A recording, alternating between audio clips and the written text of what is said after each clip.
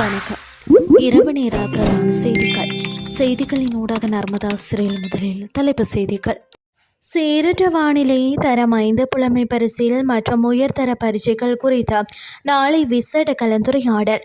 தொடர் மழையால் வடவளையில் வெள்ளப்பெருக்கு, ஆடை தொழிற்சாலை பாதிப்பு, மக்களுக்கு அவசர எச்சரிக்கை. அமெரிக்காவிற்கான உக்ரைனின் தூதுவர் பதவி நீக்கம். இனி விரிவான செய்திகள். நாட்டில் நிலவும் சீரற்ற வானிலையை கருத்தில் கொண்டு நடைபெறவுள்ள தரம் 5 புலமை பரிசில் பரீட்சை மற்றும் உயர்தர பரீட்சை தொடர்பாக விசேட கலந்துரையாடல் ஒன்று நாளை நடைபெறவுள்ளது. இந்த கலந்துரையாடலில் வளிமண்டலவியல் திணைக்களம், அனர்த்த முகாமைத்துவ மையம் மற்றும் பரீட்சைகள் திணைக்களம் ஆகியவற்றின் பிரதிநிதிகள் கலந்து கொள்ளவுள்ளனர்.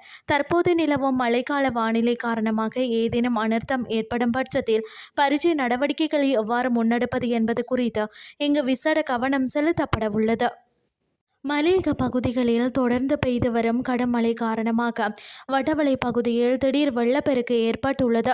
இதனால் அப்பகுதியில் உள்ள பிரபல ஆடை தொழிற்சாலை ஒன்றுக்குள் வெள்ள நீர் புகுந்துள்ளதால் அதன் இயல்பு நடவடிக்கைகள் கடுமையாக பாதிக்கப்பட்டுள்ளன. தொழிற்சாலை வளாகத்தில் நீர் சூழ்ந்துள்ளதால் பணியாளர்கள் பெரும் அசௌகரியங்களுக்கு உள்ளாகியுள்ளதுடன் அப்பகுதி வாழ் மக்களின் இயல்பு வாழ்க்கையும் பாதிக்கப்பட்டுள்ளது. சீரற்ற காலநிலை தொடர்ந்து நீடித்து வரும் நிலையில் நீர்நிலைகளுக்கு அருகில் மற்றும் தாழ்நில பகுதிகளில் வசிக்கும் பொதுமக்கள் நிலச்சரிவு மற்றும் வெள்ள அபாயத்தை கருத்தில் கொண்டு மிகுந்த அவதானத்துடன் செயற்படுமாறு அசாதாரண காலநிலை தொடர்பில் அதிகாரிகள் எச்சரிக்கையும் அறிவுறுத்தலும் விடுத்துள்ளனர். இனி வெளிநாட்டு செய்திகள்.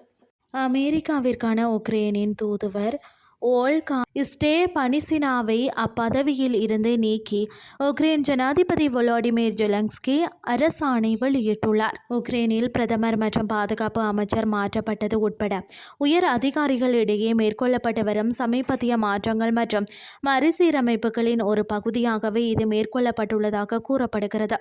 இது குறித்து பதிவொன்றை ஸ்டெபனிசினா இது தனிப்பட்ட சூழ்நிலைகளால் எடுக்கப்பட்ட தனது சொந்த முடிவு என்று குறிப்பிட்டுள்ளார்.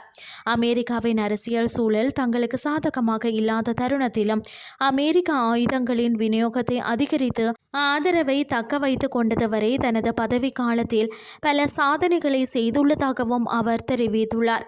முன்னதாக ஜனாதிபதி ஜெலன்ஸ்கி தனது பதவி விலகலை கோரவில்லை என்று ஸ்டெபனிசினா ஊடகங்களிடம் தெரிவித்தார். இருப்பினும் அவரது சொத்து விவர அறிவிப்பில் உள்ளதாக கூறப்படும் முறைகேடுகள் தொடர்பான விசாரணைகள் குறித்து ஊடகங்களில் செய்திகள் வெளியான நிலையில் கடந்த மாதமே பதவியில் இருந்து விலகும் எண்ணத்தை அவர் தெரிவித்திருந்ததாக உக்ரைனிய ஊடகங்கள் தெரிவிக்கின்றன. செய்திகள் யாவும் நிறைவடைகின்றது.